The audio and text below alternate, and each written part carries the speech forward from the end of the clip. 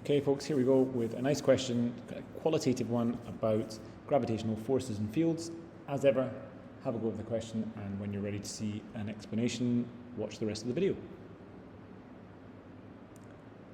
So yeah, this is quite a different kind of question, no calculations to do here, although we can use equations to sort of help us a little bit.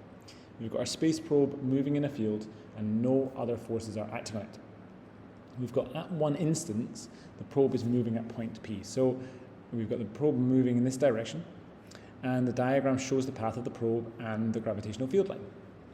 We're being asked to determine the acceleration of the probe at P. So what is its direction of acceleration at that point?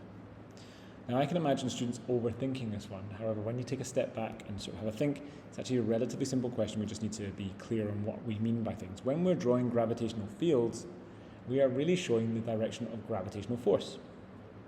So basically, whatever the direction of the field is at this point is going to be the direction of gravitational force. And then linked to that, well, F is ma, if we know the force, then the direction of the force is the same as the direction of acceleration. Now notice here, this is nothing to do with the path of the probe. So I'm going to get rid of these two answers. The path of the probe doesn't really matter here. I use this, a similar example would be when you're throwing something up and down in the air. Okay, if you throw a ball in the air, it may be moving up, but its acceleration is down. We don't really care about the motion. The direction of the acceleration is due to the direction of the force, and that's all. So we just need to worry about the field lines in this case.